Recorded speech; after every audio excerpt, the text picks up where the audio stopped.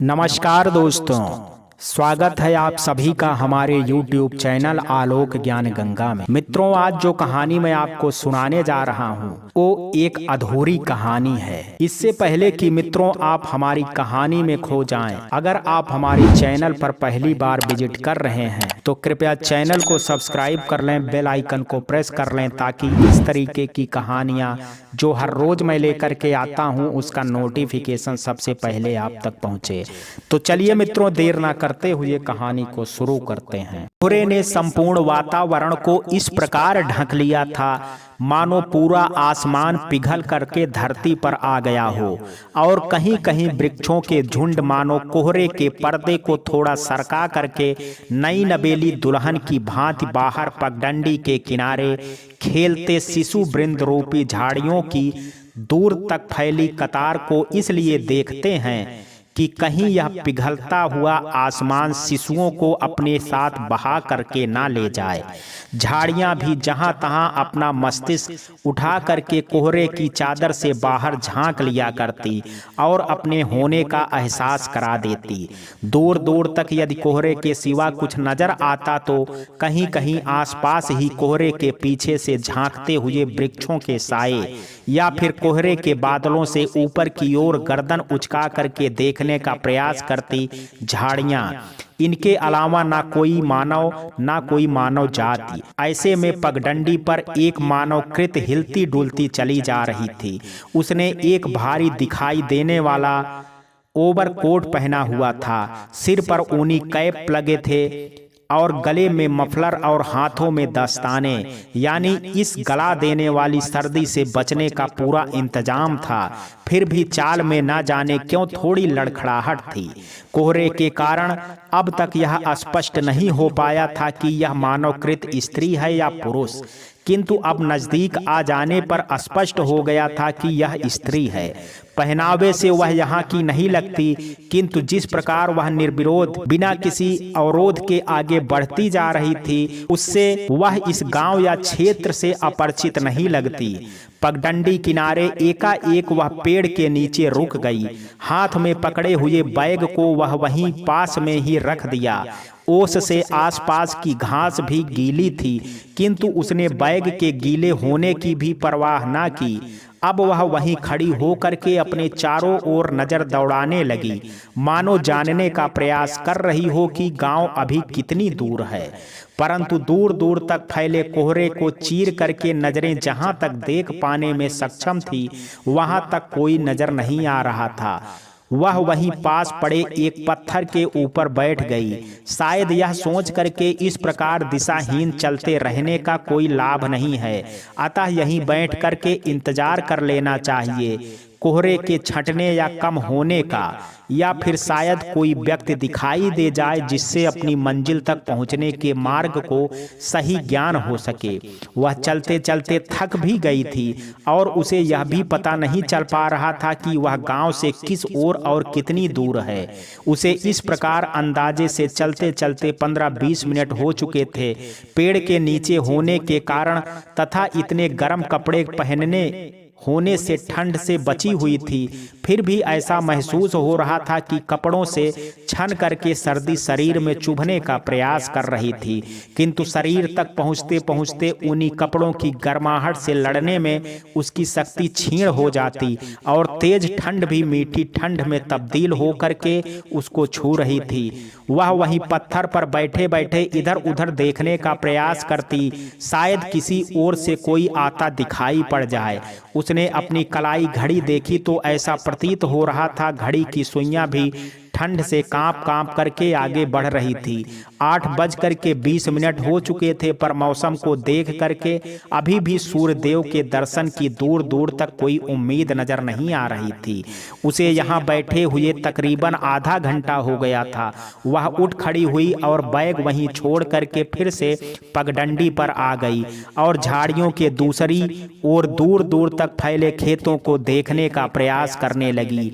ये अनजान खेत और कोहरे के चादर से ढके छोटे छोटे पौधे जो शायद गेहूं की फसल लग रही थी उसे परिचित से जान पड़ते थे।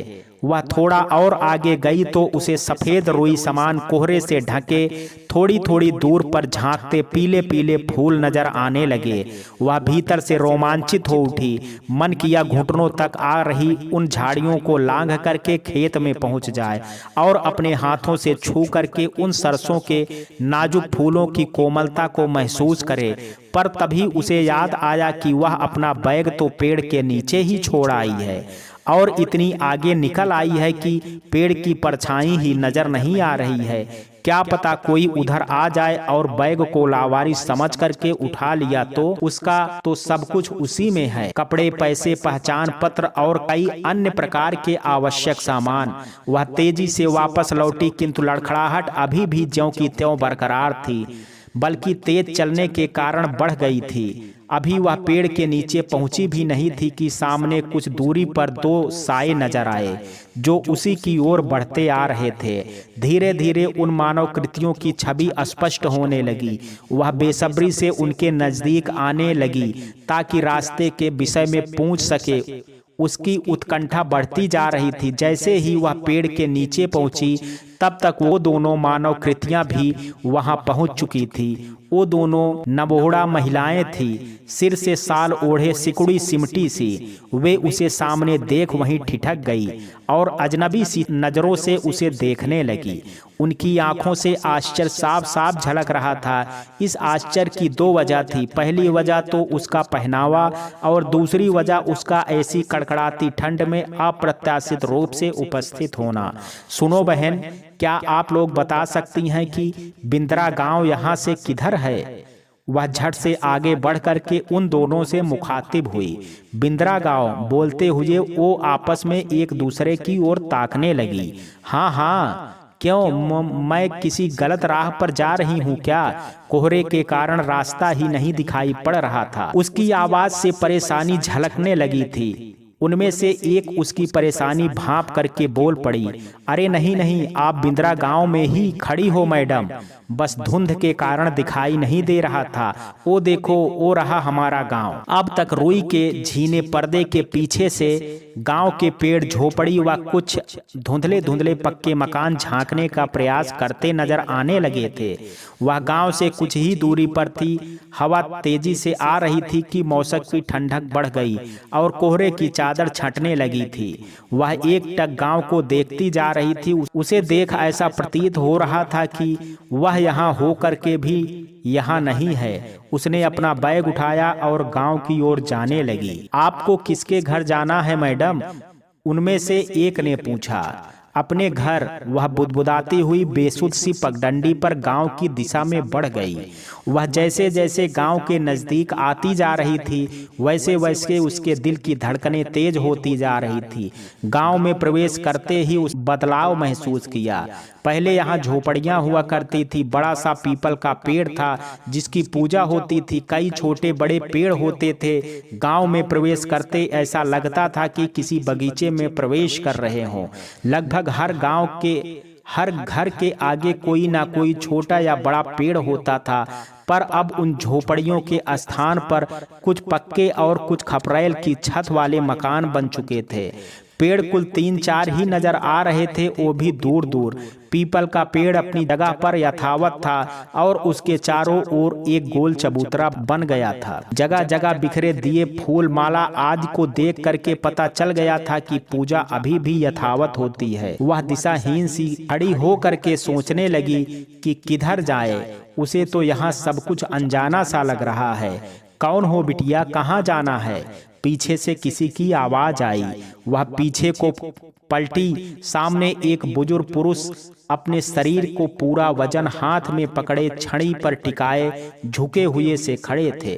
चश्मे के पीछे से उनकी आंखों ने उसे इस प्रकार घूर रही थी मानो उसके चेहरे में कुछ ढूंढने का प्रयास कर रही हो। बाबा, मुझे हरि सिंह जी के घर जाना है, उसने कहा। तुम कौन हो उनकी? वहां तो तुम्हें कोई नहीं मिलेगा, बुजुर्ग व्यक्ति ने कहा। मतलब?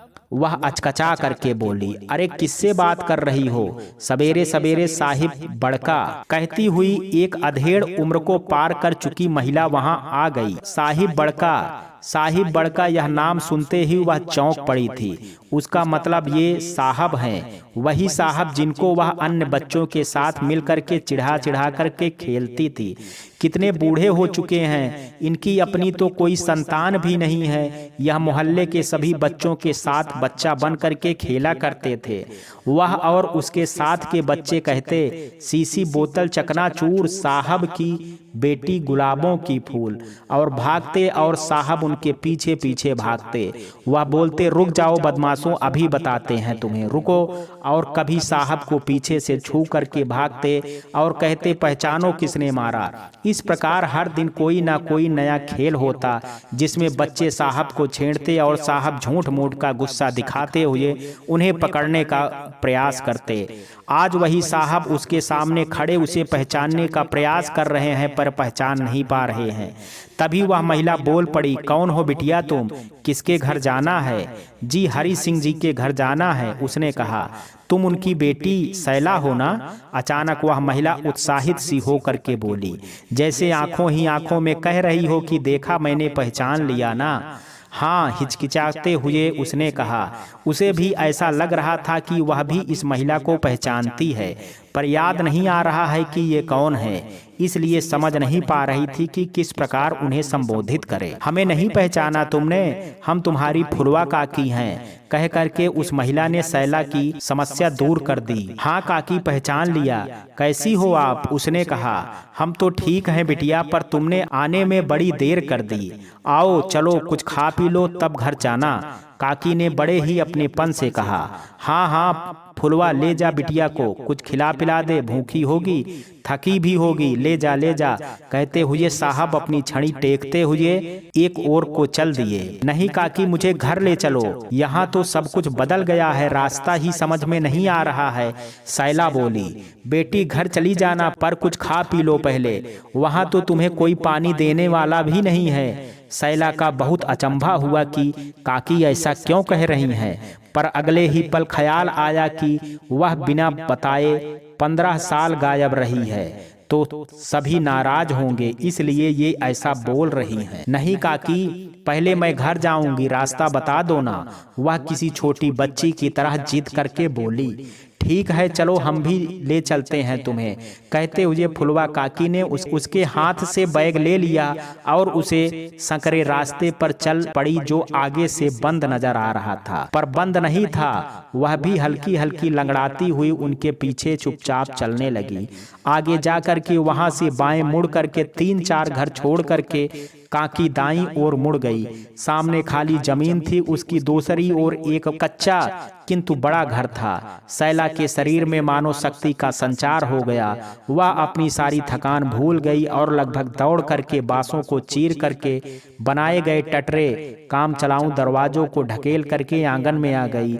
आंगन में बहुत धूल और नीम के पेड़ में झड़े पत्तों की परत बिछी हुई थी, मानो सदियों से यहाँ किसी ने सफाई नहीं की हो। आंगन के पार बरामदे में भी धूल नजर आ रही थी। घर की दशा और वहां पसरे सन्नाटे को देख करके सैला का दिल जोर जोर से उसकी पसलियों में ठोकरे मारने लगा। उसका मन व्याकुल होने लगा।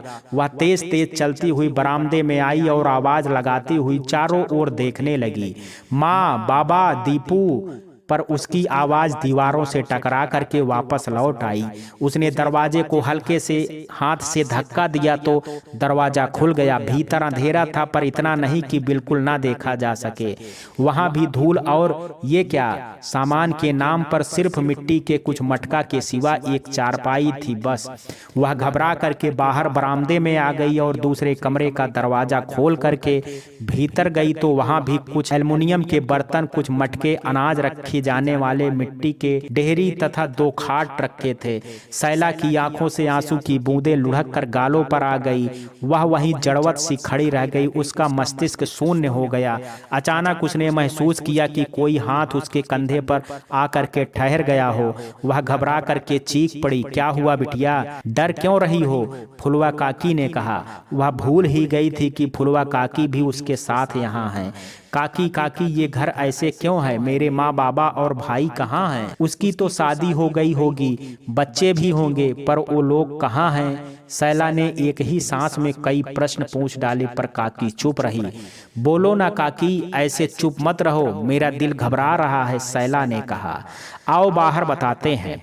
फुलवा काकी उसका हाथ पकड़ करके उसे बाहर ले आई। अब सैला हिम्मत नहीं जुटा पा रही थी कि तीसरे कमरे में जाकर के देखे। वह वहीं नीचे एक कच्चे फर्श पर दीवार के सहारे बैठ गई।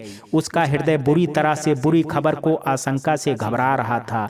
बिटिया घर चलो, घर, यहाँ आज सफाई करा देंगे तब रहने लायक होगा, अभी बहुत धूल मिट्टी जम गई है। आओ चलो, कह करके फुलवा काकी ने लगभग खींचते हुए उसे उठाया और वैसे ही उसका हाथ पकड़ करके खींचती हुई अपने घर, जो कि उसके घर के सामने बाईं ओर 2 घर को छोड़ करके ही था, ले गई। वहां काकी की बहू रूपा ने उसकी खूब आओ भगत की। उसे नहाने के लिए पानी गर्म करके उसके बाथरूम में रख दिया और नहाने के बाद गर्मा गर्म चाय कचौड़ी अलाव के पास ला करके सैला को दिया। आग्रह करके उसे बड़े प्यार से नाश्ता करवाया। बाद में काकी ने उसे बताया कि किस प्रकार उसके शहर से वापस ना आने पर लोगों ने अटकलें लगाना शुरू कर दिया था। कोई कहता कि उसने वहीं किसी से शादी कर ली होगी, तो कोई कहता कि शायद किसी अनहोनी के चलते तू मर चुकी होगी। इसलिए कहते हुए काकी का गला भर आया और वो चुप हो गई। सैला की आंखें बरसने लगी, वह कुछ बोल ना सकी। काकी ने खुद को संयत किया और फिर बोलना शुरू किया। तेरी माँ दिन रात तेरी राह देखती रही, जरा सा खटका होता तुरंत बोल पड़ती, सैलू तू आ गई बेटा। कहते कहते काकी फिर रो पड़ी। सैला सुबकियां लेकर के किसी छोटे से बच्चे की तरह रो रही थी। रूपा उसे ढांढस बंधाने के लिए कभी उसके सिर पर हाथ तो कभी पीठ पर हाथ फेरती थी। काकी अपने ऊपर नियंत्रण पाती हुई फिर बोली, माँ की ममता अंधी भले ही होती हो बिटिया, लेकिन एक बात तो आज भी समझ में आ गई कि औलाद की सांस से जो तार जुड़े होते हैं वो माँ की औलाद के जिंदा होने की उम्मीद को जोड़े रहते हैं। गांव भर ने कितना कह लिया कि सैला अब इस दुनिया में नहीं है, उसकी आत्मा की शांति के लिए हवन करवा दें, लेकिन तेरी माँ ने कभी हवन नहीं होने दिया। वो यही कहती रही कि मेरी सैलू मुझसे झूठ नहीं बोलती, वो जरूर आएगी। सालों तक तेरे लिए खाना बना करके रखती रही कि तू भूखी आएगी तो खाना बनाने का इंतजार नहीं करना पड़ेगा।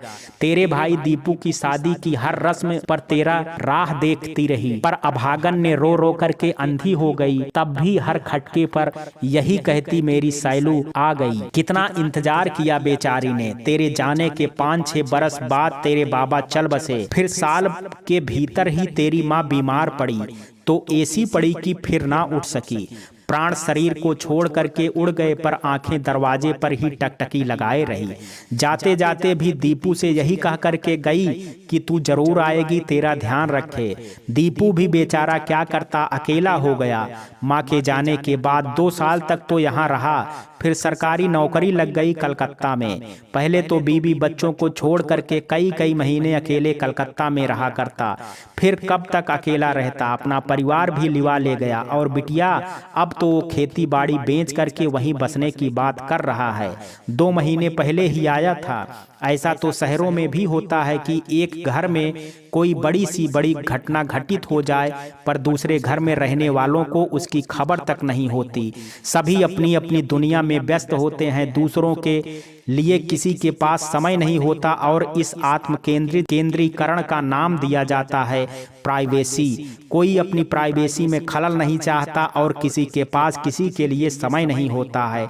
जिंदगी घड़ी की सुइयों की रफ्तार से बस भागती रहती है, किंतु अनेक बदलावों के बाद भी गांवों में अभी भी लोगों के पास समय की इतनी तंगी नहीं आई है कि वो एक दूसरे का हालचाल ना पूछ सकें। गांवों में अभी भी गांव के एक कोने की बात मिनटों में दूसरे कोने तक पहुंचती हैं। सैला के आने की बात भी गांव में जंगल के आग की तरह फैल गई। अतः उसकी माँ की हम उम्र बुजुर्ग स्त्रियां और कुछ अन्य स्त्रियां, जिन्हें ना सैला जानती थी और ना ही वो सैला को, परंतु उत्सुकतावश उससे मिलने या कहें कि देखने आई थी, सभी की हमदर्दी सैला के साथ थी। सभी को इस बात का दुख भी था कि बेचारी सैला की माँ उससे मिलने की आस लिए ही दुनिया से विदा हो गई थी। सभी की आंखों में ये जानने की उत्सुकता थी कि आखिर सैला इतने वर्षों तक क्यों नहीं आई।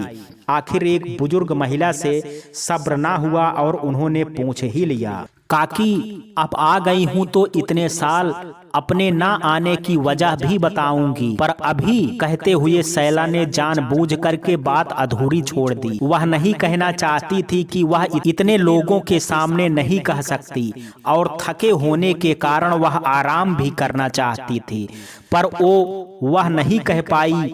वह फुलवा काकी ने कह दिया, बिटिया थक गई होगी, लंबे सफर से आई है, आराम कर लेने दो, अब बातें तो होती ही रहेंगी। सब महिलाएं फुलवा काकी की बात से सहमति जताती हुई एक एक करके चली गई। शाम को धुंधलका धीरे धीरे गहराने लगा था। वैसे भी शहरों की अपेक्षा गांवों में रात जल्दी होती है। आंखों को चौंधिया देने वाली लाइटों की जगमगाहट जो नहीं होती, इसलिए पता ही नहीं चल पाता कि कब दिन से रात हो गई। ढलते सूरज के साथ अपना दामन फैलाती संध्या सुंदरी के सौंदर्य में शहर में रहने वाले व्यक्ति महरूम हो गया है और रात का अंधियारा कब अपना आधिपत्य जमा लेता है किसी को एहसास भी नहीं होता।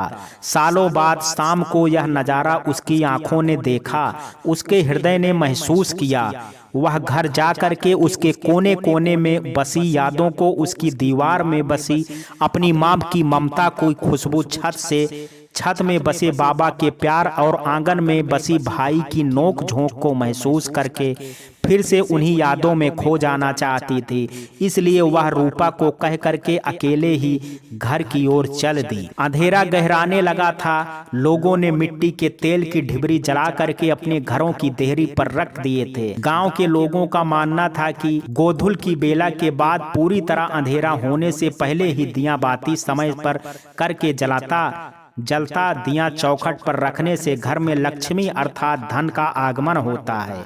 सैला अपने घर पहुंची तो बाहर से ही देख करके दंग रह गई। बरामदे की देहरी पर दिया टिमटिमा रहा था। तीनों कमरों के दरवाजे खुले हुए थे और एक कमरे की चौखट पर दिए की कमजोर लौ हवा से लड़ने का प्रयास करती अपनी जिद पर अड़ी नजर आ रही थी।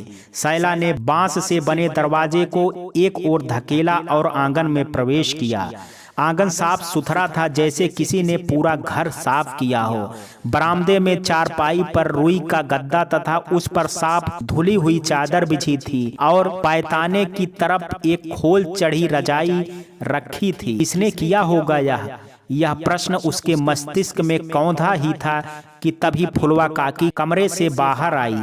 तुम आ गई बेटी, देखो तुम्हारा घर साफ करवा दिया है, लेकिन तुम अकेली रात में यहाँ नहीं रहोगी। थोड़ी देर यहाँ बैठ लो, फिर हमारे साथ घर चलो, रात को वहीं सोना। फुलवा काकी ने साल को ठीक से लपेटते हुए कहा। काकी कितने दिन वहाँ सोऊंगी? 1-2 दिन की बात तो नहीं है, अब तो अकेले ही रहना है, तो आज से ही आदत डाल लेने में क्या बुराई है। चारपाई पर बैठते हुए सैला बोली, लेकिन बिटिया अकेली?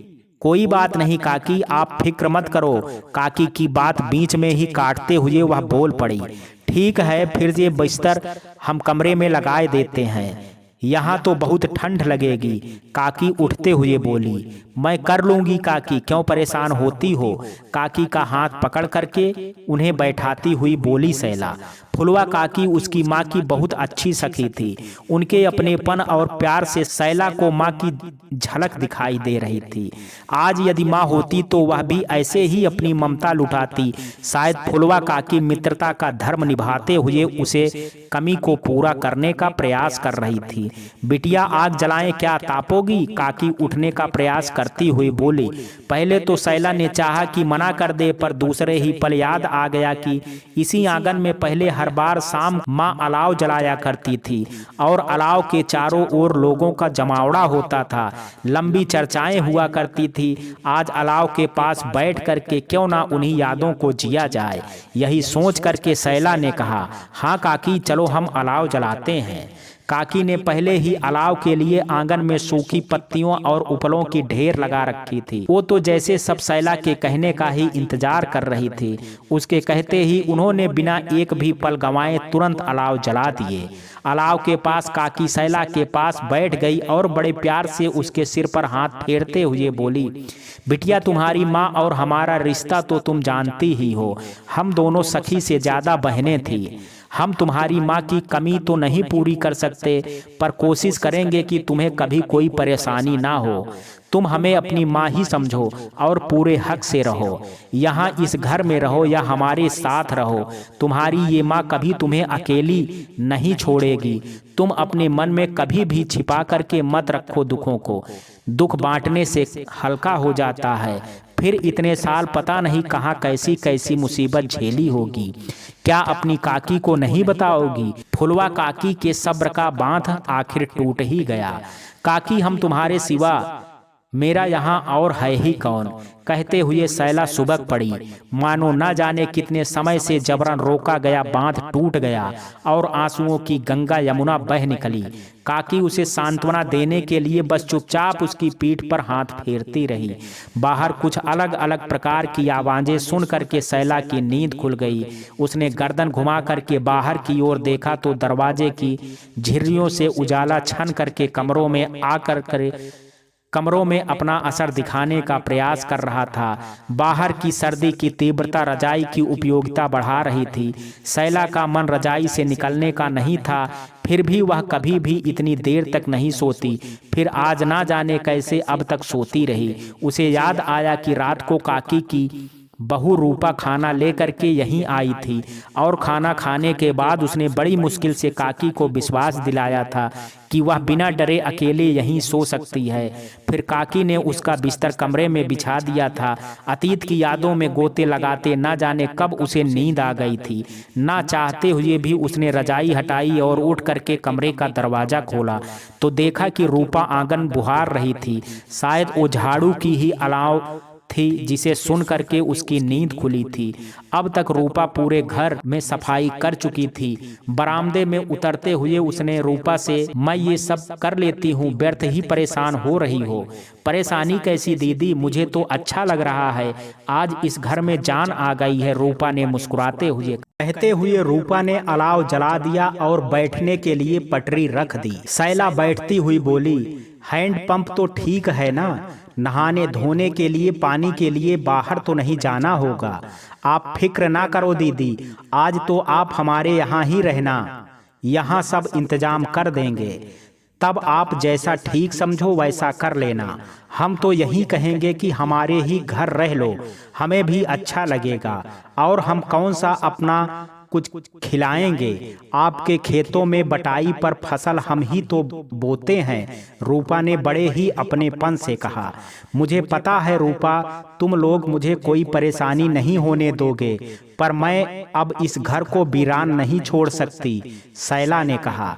ठीक है दीदी, हम चलते हैं, आप आ जाना, यहाँ पर आज शाम तक सारा इंतजाम करवा देंगे। कहते हुए रूपा खड़ी हुई और बाहर की ओर चली गई। रूपा के निकलते ही पड़ोस में रहने वाले ताऊ जी और ताई जी आ गए और अलाव के पास बैठ करके आग तापते हुए सैला की खैर खबर पूछने लगे। थोड़ी ही देर में अलाव के चारों ओर घेरा बना करके कई लोग बैठ गए थे। सैला को वो दिन याद आने लगे जब इसी प्रकार पहले भी सभी बैठ करके बातें करते थे, पर इन सब के साथ माँ बाबा और दीपू भी होते थे। आज सबके होने के बाद भी कभी ना पूरा होने वाला अधूरापन सैला के जीवन और इस घर में आ चुका था। दिन भर की अलसाई धूप की चादर समेटते हुए सूरज क्षितिज की ओर सरकता जा रहा था। पेड़ों के शिखर के पत्तों पर मानो सुनहरा रंग बिखरता चला जा रहा था। दूर झुकता हुआ आसमान सिंदूरी साल फैलाए हुए मानो सूरज को अपने अंक में समेटने को उतावला हो रहा हो। तभी बस स्टैंड पर चहल पहल बढ़ गई थी। चाय की दुकानों पर व्यस्तता पहले अधिक दिखाई देने लगी थी। अब लोगों को अपने अपने गंतव्य पर पहुंचने की शीघ्रता थी। सभी अंधेरा होने से पहले अपनी मंजिल तक पहुंचना चाहते थे। कोई बस का इंतजार कर रहा था तो कोई अन्य संसाधनों का। तभी शहर से आने वाली बस आकर के रुकी। एक व्यक्ति हाथ में अटैची लिए उतरा, घुटनों तक लंबे भूरे रंग को कोट, हाथों में लेदर के दस्ताने, गले में ऊनी काले और भूरे रंग का मफलर, काली पैंट और ब्राउन जूते पहने 35-40 साल का वह युवक आकर्षक व्यक्तित्व का स्वामी था। अरे सिद्धार्थ, तुम तो अगले महीने आने वाले थे। चाय की दुकान के बाहर बने ईंट के बेंच पर बैठे एक युवक ने आगंतुक को देख करके उत्साहित होते हुए कहा। हाँ मोहित, काम जल्दी समाप्त हो गया तो वहां रुक कर करता भी क्या? आगंतुक ने सिद्धार्थ ने बेंच पर बैठते हुए कहा। अच्छा किया तुम आ गए, तुम्हारे लिए बहुत बड़ी खुशखबरी है, मोहित ने कहा। खुशखबरी? कैसी खुशखबरी? सिद्धार्थ को आश्चर्य हुआ। नहीं, मैं बताऊंगा नहीं, चल करके अपने आप देखना, मोहित ने खुशी की अधिकता को दबाते हुए कहा। चलो चलो, टेम्पो आ गया है, कहते हुए मोहित ने अपने थैले के साथ सिद्धार्थ की भी अटैची उठा ली। सिद्धार्थ उसके साथ साथ मूक बना चुपचाप टेम्पो में बैठ गया। देखते ही देखते टेम्पो में सीट से अधिक सवारियां बैठ गई। टेम्पो अपने गंतव्य स्थान की ओर चल पड़ा। सिद्धार्थ और मोहित एक ही गांव में एक साथ साथ पढ़े और फिर बड़े हुए। उनका गांव टेम्पो का आखिरी स्टैंड था, अतः वहां पहुंचने में 40-45 मिनट लग गए थे। अंधेरा गहराने लगा था। सिद्धार्थ के बार बार पूछने पर भी मोहित ने उसे कुछ भी नहीं बताया था कि वह किस खुशखबरी की बात कर रहा था। गांव में प्रवेश करते ही कल मिलेंगे कह करके मोहित अपने घर की ओर मुड़ गया और सिद्धार्थ अपने घर की ओर जाने लगा। सर्दी अधिक होने के कारण इक्का दुक्का घरों के बाहर ही लोग अलाव जला करके बैठे नजर आ रहे थे, अन्यथा लोगों ने या तो अपने अपने आंगन में अलाव जला लिए थे या तसलों आदि में जला करके घरों के भीतर ही बैठे थे। किसी किसी ने ही सिद्धार्थ को देखा और दुआ सलाम के साथ हाल चाल पूछने बताने का संक्षिप्त प्रक्रिया के उपरांत वह अपने घर की ओर चल दिया। जैसे ही वह उस घर के आगे से गुजरा जिस घर में कई वर्षों से मकड़ियां और चमगादड़ों का निवास हुआ करता था, वहां रोशनी देख करके उसके पैर यकायक ठिठक गए। कौन हो सकता है यहाँ? क्या दीपू आया होगा? वह सोचने लगा। मन हुआ भीतर जाए। उसने ज्यों ही पैर उस घर की ओर मोड़ा, खबरदार मेरे घर में पैर मत रखना, तुम्हारी वजह से हमारी बेटी हमसे दूर हो गई, जैसे कोई जोर से चीखा हो उस पर, और वह वहीं साया फूट फूट करके रोने लगा। सिद्धार्थ ने पैर वापस खींच लिया और चुपचाप सिर झुकाए अपराधियों की भांति अपने घर की ओर चल पड़ा। माँ माँ, भैया कहाँ हो तुम लोग? पुकारते हुए सिद्धार्थ अपने घर के आंगन में ही घुसा था कि भाभी भीतर से निकली। भैया आप तो अगले महीने आने वाले थे, बोलते हुए भीतर से सिद्धार्थ की भाभी सिर पर साड़ी का पल्लू ठीक करते हुए निकली। ओ सब छोड़ो भाभी, ये बताओ कि माँ कहाँ हैं? माँ और आपके भैया तो फुलवा काकी के घर गए हुए हैं, भाभी ने कहा। अच्छा, दीपू शहर से आया है क्या? सिद्धार्थ ने जिज्ञासु हो करके पूछा। आपको नहीं पता? हमें तो लगा कि शायद आपको पता है, इसलिए आप जल्दी आए हैं, भाभी ने पानी का गिलास सिद्धार्थ की ओर बढ़ाते हुए कहा। सिद्धार्थ का हृदय न जाने क्यों व्याकुल होने लगा। उसे अजीब सी बेचैनी महसूस होने लगी। वह स्वयं समझ नहीं पा रहा था कि उसकी दशा अचानक क्यों बदलने लगी थी। वह स्वयं को रोक ना सका। खड़ा हुआ और तेज तेज कदमों बढ़ाते हुए फिर उधर ही चल पड़ा जिधर से अभी आया था। बस इतना ही अंतर था कि पहले हाथ में अटैची और दिल खाली था, और अब हाथ खाली और दिल में बेचैनी के साथ कई सवाल भी हैं। घर के आगे पहुंच करके वह आंगन के बाहर ही ठिठक गया। भीतर बरामदे में कोई दिखाई नहीं दे रहा था। चारपाई पर गद्दा बिछा हुआ था, पर कमरों के दरवाजे बंद थे। बाहर से ही कुंडी लगे हुए दिखाई पड़ रहे थे, अतः भीतर किसी के होने की संभावना समाप्त हो गई थी। शायद फुलवा काकी ने सफाई की होगी, इसलिए सोचते हुए वह वापस मुड़ा और अपने घर की ओर चल दिया। सिद्धार्थ के पैर एकाएक रुक गए। वही जानी पहचानी आवाज, पर ऐसा कैसे हो सकता है? जरूर उसके कानों को धोखा हुआ है। वह पीछे नहीं घूमा, कहीं यह उसका भ्रम हुआ तो? वह यही आवाज और एक बार सुन करके आश्वस्त हो जाना चाहता था, इसलिए अपने ही स्थान पर यथावत खड़ा रहा। तभी फिर से आवाज उसके कानों में शायद शहद सी घुलती सुनाई पड़ी। सिद्धू, बिना मिलने जा रहे हो? वह यंत्र चलित सा मुड़ा। उसकी प्रार्थना भगवान ने सुन ली थी। उसके समक्ष उसकी प्रार्थना, उसका सपना, उसकी वर्षों की तपस्या साकार खड़ी थी। दुधिया चांदनी में नीली साड़ी पर दूर दूर छोटे छोटे सफेद बूटे नीले आसमान में टिमटिमाते तारों का भ्रम उत्पन्न कर रहे थे और घने लंबे खुले बाल, गोरे दूधिया चेहरे पर घिरते हुए घने काले बादल जैसे लग रहे थे। ऐसा लग रहा हो मानो नीले आसमान में घिरते हुए बादल चांद को अपने आगोश में लेने का प्रयास कर रहे हों। सिद्धार्थ अचंभित सा खड़ा था। तभी फुलवा काकी ने उसे पकड़ करके झकझोरा और जोर से बोली, क्या हो गया तुम्हें? अरे ये हमारी सैला ही है, वापस आ गई है। हाँ, सिद्धार्थ को जैसे होश आया हो। सैला ने अपनी साल को ठीक से लपेटते हुए कहा, आओ अंदर आओ। कहती हुई वह आंगन को पार करती हुई बरामदे में आ गई और चारपाई पर एक किनारे बैठते हुए दूसरी ओर संकेत करते हुए बोली, बैठो। सिद्धार्थ मूक दर्शक सा एक आज्ञाकारी बच्चे की तरह चारपाई पर बैठ गया। काकी भी वहीं सैला के पास बैठ गई।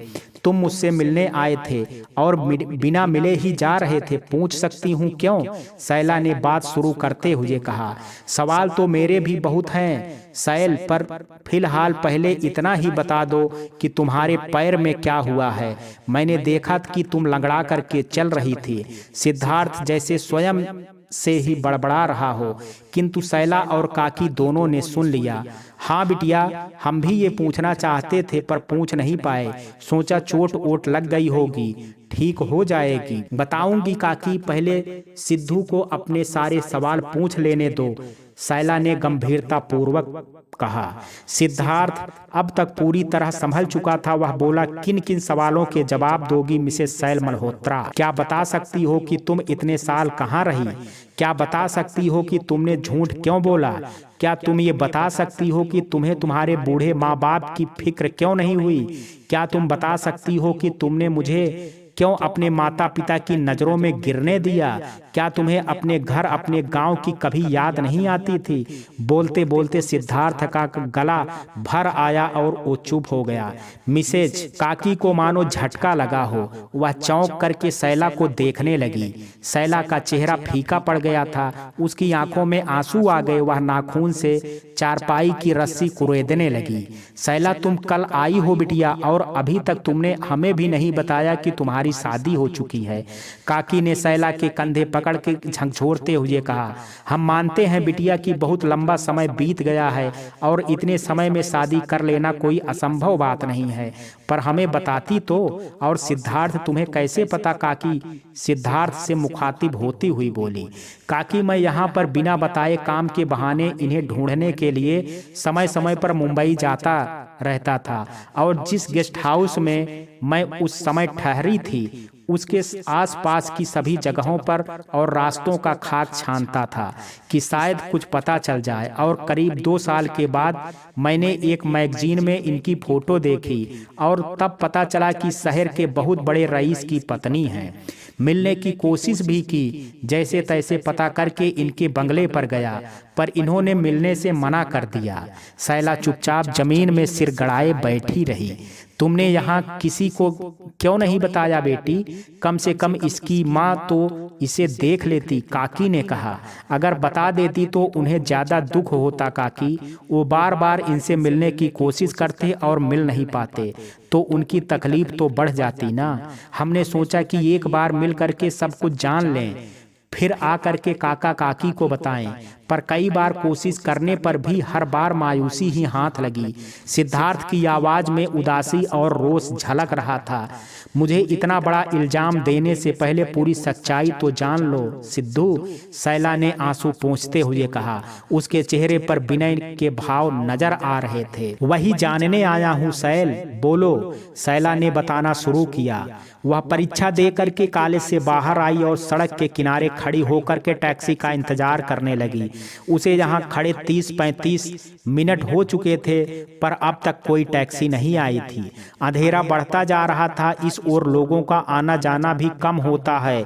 उसे डर लग रहा था। कॉलेज में परीक्षा देने आए सभी छात्र जा चुके थे। उसे रास्ते का कोई ज्ञान नहीं था, अन्यथा पैदल जा करके कहीं और से टैक्सी लेने का प्रयास करती। तभी उसे सामने से आती कोई गाड़ी दिखाई दी। वो टैक्सी है या कार, वह डेडलाइन की तेज रोशनी के कारण देख ना सकी और रुकने के लिए हाथ से इशारा कर दिया। उसके पास आते ही वह कार रुक गई। ड्राइवर की सीट की तरफ के विंडो का शीशा नीचे हुआ। एक सुंदर महिला जो बामुश्किल 30-35 की या इससे भी कम रही होगी। दरअसल सुंदरता और चेहरे की गंभीरता का तालमेल बिठाना मुश्किल था, इसलिए उम्र का अंदाजा लगाना मुश्किल था। Can I help you? महिला ने पूछा। शैला झिझकते हुए बोली, सॉरी मैम, मैं समझी टैक्सी थी इसलिए रुकने का इशारा किया। दरअसल मैं यहाँ बहुत देर से खड़ी हूँ पर कोई टैक्सी नहीं आई। पैदल रास्ता मुझे पता नहीं। मुझे समझ में नहीं आ रहा था कि उसे अपनी समस्या पूरी बताना चाहिए या नहीं, इसलिए वह चुप हो गई। आप जहाँ खड़ी हो बेबी, वहाँ कोई टैक्सी नहीं आती, शायद आपको पता नहीं है। आओ मैं तुम्हें टैक्सी स्टैंड तक छोड़ दूंगी। महिला ने कहा, पर आपको तकलीफ होगी। उसने कहा, यह सुनसान इलाका आपके लिए सुरक्षित नहीं है, आओ बैठो। कहते हुए उस महिला ने दूसरी तरफ के गेट को खोल दिया। शैला बिना कुछ कहे गाड़ी की अगली सीट पर बैठ गई। 5 मिनट भी नहीं होंगे गाड़ी मेन रोड पर आ गई। आपको जाना कहाँ है? महिला ने पूछा। जुहू ईस्ट तक, शैला ने कहा। मैं उधर ही जा रही हूँ, आपको छोड़ दूंगी, महिला ने कहा। तथा गाड़ी को एक जोर की टक्कर लगी और गाड़ी पलटती हुई फुटपाथ की रेलिंग से टकराई। शैला और वह महिला देख नहीं पाई थी कि तेज स्पीड से आती हुई एक बड़ी गाड़ी रेड लाइट तोड़ती हुई उनकी गाड़ी से जा टकराई थी। शैला ने आंखें खोली तो जैसे धीरे धीरे आंखों के सामने से धुंधलापन छंटने लगा था। डॉक्टर के हाथ में रिपोर्ट की फाइल थी। वह साथ खड़े किसी व्यक्ति से कुछ कह रहे थे जो शैला को समझ नहीं आ रहा था। नर्स ग्लूकोज की बोतल में इंजेक्शन से कोई दवा डाल रही थी। तभी शैला को होश में देख करके नर्स बोली, सर पेशेंट को होश आ गया है। उसकी बात सुन करके डॉक्टर ने शैला की नब्ज की जांच की। अब आप कैसा महसूस कर रही हैं? डॉक्टर ने पूछा। मैं ठीक हूँ डॉक्टर, मेरे साथ एक और महिला थी, वो कैसी हैं? शैला ने कहा। आप आराम कीजिए, नर्स इनका ध्यान रखो। कहते हुए डॉक्टर और वह व्यक्ति जिससे डॉक्टर थोड़ी देर पहले बात कर रहा था बाहर चले गए। शैला को बाएं पैर में दर्द हुआ। उसने पैर को हिलाया, पर यह क्या, उसका दायां पैर क्यों नहीं हिल रहा है? नर्स, वह चीख पड़ी। क्या हुआ मैडम? नर्स हड़बड़ा करके बोली, मेरा पैर नहीं हिल रहा है, मुझे अपना ही पैर महसूस नहीं हो रहा है। उसने उठने की कोशिश करते हुए कहा। नर्स ने उसे जोर दे करके हिलाते हुए कहा, आप उठिए मत, लेटी रहिए, मैं बताती हूँ। आपके दोनों पैर बुरी तरह से कुचल गए थे। एक पैर में जहर फैलने लगा था, उसकी वजह से पूरे शरीर में जहर फैल सकता था, इसलिए आपकी जान बचाने के लिए उस पैर को काटना पड़ा। नहीं, शैला फूट फूट करके रो पड़ी। वो अपना भविष्य बनाने इस शहर में आई थी, इस शहर ने उसे अपाहिज बना दिया। कैसे सामना करेगी अपने माँ बाबा और सिद्धू का? सब पर बोझ बन करके कैसे जी पाएगी वह? एक ही पल में ना जाने कितने सवाल हाहाकार मचाने लगे उसके दिल में। वह फूट फूट करके रो रही थी। नर्स उसे सांत्वना देने के भाव से उसके सिर पर हाथ फेर रही थी तथा समझाने का प्रयास कर रही थी कह रही थी कि जान है तो जहान है। किंतु यह तो वह नर्स थी, वह नर्स भी नहीं समझ सकती थी कि जो इंसान ऊंचाइयां छूने के सपने देखता हो, उसके पंख काट दिए जाएं तो वह उसे अपनी अधूरी जिंदगी व्यर्थ लगती है। कुछ ऐसा ही हाल था उस समय शैला का। मेरे घर पर खबर दी? उसने पूछा। हाँ मैडम, कर दी है, नर्स ने कहा। समय की गति बहुत सुस्त हो गई थी, वैसे भी इंतजार की घड़ियां लंबी होती हैं। शैला के इंतजार की घड़ियां भी बड़ी ही धीमी गति से सरक रही थी। वह पहले की अपेक्षा काफी हद तक स्वस्थ महसूस कर रही थी, परंतु उसे यह बहुत ही अप्रत्याशित लग रहा था कि अभी तक उसके माँ बाप नहीं आए और ना ही सिद्धार्थ आया, क्या सचमुच इन लोगों ने समाचार भिजवाया होगा? यदि हाँ तो कोई नहीं आया क्यों? मेरा सिद्धार्थ वो कैसे आए बिना रह सकता है? जरूर ये लोग झूठ बोल रहे हैं। उसके मस्तिष्क में सवाल और जवाब स्वतः ही आ जा रहे थे। बेचैनी बढ़ती जा रही थी। तभी कमरे में डॉक्टर, वही व्यक्ति जो हर रोज आता है, और साथ में एक 14-15 साल की सुंदर कन्या ने प्रवेश किया। कैसी हो बेटा? डॉक्टर ने मुस्कुरा करके कहा। डॉक्टर, क्या मेरे माता पिता को मेरी एक्सीडेंट की सूचना दी गई है? शैला ने डॉक्टर की बातों को अनसुना करके उल्टा प्रश्न किया। नहीं, डॉक्टर के साथ में आए व्यक्ति ने कहा। व्हाट? शैला मानो उछल पड़ी। इतना बड़ा हादसा जिसने मेरी जिंदगी बदल दी, उसके विषय में किसी को कुछ पता ही नहीं है। मुझे यहाँ इतने अधिक दिनों हो चुके हैं कि वहाँ सभी परेशान हो रहे होंगे। प्लीज अब मुझे जाने दीजिए। शैला की आवाज में आक्रोश और विनय का मिला जुला भाव नजर आ रहा था। कमरे में रखी कुर्सी को बेड के पास खींच करके बैठते हुए उस व्यक्ति ने कहा जो साथ में आया था, बेटी आज मैं आपको पूरी बात बताता हूँ। मेरी बात को सुनकर के बीच में क्रोधित मत होना, जरा धैर्य से सोचना और फिर जवाब देना। जी कहिए, शैला ने नर्म लहजे में कहा। बेटी, जिस महिला ने आपको अपनी गाड़ी में लिफ्ट दिया था, उनका देहांत अस्पताल पहुंचने से पहले ही हो गया था। ये नम्रता मल्होत्रा हैं। उन्हीं नंदिता मल्होत्रा की बेटी हैं और मैं उनका वकील भी हूँ, और नंदिता बेटी के स्वर्गवासी पिता का दोस्त भी हूँ। तुम्हें ये जान करके झटका लगेगा कि तुम्हारे साथ जो कुछ भी हुआ वह महज दुर्घटना नहीं थी। वो एक्सीडेंट जानबूझकर करवाई गई थी, नंदिता बेटी को मारने के लिए। ये आपकी बदकिस्मती थी कि आप उस गाड़ी में थी। दुर्घटना अपने मकसद में कामयाब हो गया, पर उसे अपनी कामयाबी का ज्ञान नहीं है। पर कोई ऐसा क्यों करेगा? शैला से रहा नहीं गया तो वह बोल पड़ी। संपत्ति, जायदाद, ये सब इंसान के जीने का जरिया और मृत्यु का कारण दोनों बन सकते हैं। नंदिता बेटी के साथ भी यही हुआ। शत्रु बाहर के नहीं, परिवार से हैं। जरूरी नहीं कि सभी भाई बंधु हमारे हितैषी हों, यहाँ भी नहीं है। पहले इसी संपत्ति के लिए नंदिता के पति रवि मल्होत्रा की जान ले ली, पर रवि की मृत्यु के बाद पता चला कि उसने सब कुछ अपनी पत्नी के नाम कर दिया है। तब से उनकी नज़र नंदिता बिटिया पर थी।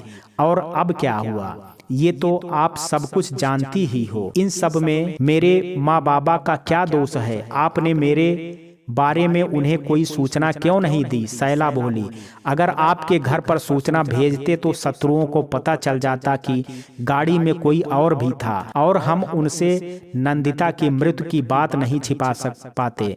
ऐसे में वो कानूनी तौर पर नम्रता के गार्जियंस, अभिभावक बन करके उसे अपने साथ ले जाते और संपत्ति पर अधिकार करने के उपरांत उसे भी अपने रास्ते से हटा देते। शैला ने नम्रता की ओर देखा। उसकी आंखों में लगातार आंसू बह रहे थे। आप मुझसे कहना क्या चाहते हैं? यदि मेरे घर पर सूचना न देने का कारण बता रहे हैं तो कोई बात नहीं। अब मैं ठीक हो गई हूँ तो मैं खुद ही चली जाऊंगी। हम यही नहीं चाहते बेटी। नंदिता की मौत हमने पूरी दुनिया से छिपाई है, तो जीवित नंदिता को दुनिया के सामने आना ही होगा। मतलब ये बेटी कि हम आपसे हाथ जोड़ करके विनती कर रहे हैं कि आप हमारे साथ नंदिता बन करके रहें। जब तक नम्रता बेटी 18 वर्ष की नहीं हो जाती, इनके वयस्क होते ही सब चल अचल संपत्ति स्वतः इनके नाम हो जाएगी, और तब आप भी इस बंधन से मुक्त हो जाओगी। पर ऐसा कैसे हो सकता है? मैं अपने घर से इतनी दूर नहीं रह सकती। फिर क्या वो लोग मुझे पहचानेंगे नहीं? सभी जानने वाले और मीडिया में यह बात पता चल चुकी है कि एक्सीडेंट में तुम्हारा चेहरा बुरी तरह से क्षतिग्रस्त हो गया है और एक पैर नहीं रहा। साथ ही तुम्हारी याददाश्त भी दुरुस्त नहीं है। कभी कुछ याद रहता है तो अगले ही पल भूल जाती हो। चेहरा ठीक करने के लिए तुम्हारी सर्जरी हुई है बेटा। हम कुछ ही दिनों में आर्टिफिशियल पैर भी बनवा देंगे। बस प्लीज मना मत करना। इस बच्ची की जान और पुरखों के धरोहर का सवाल है।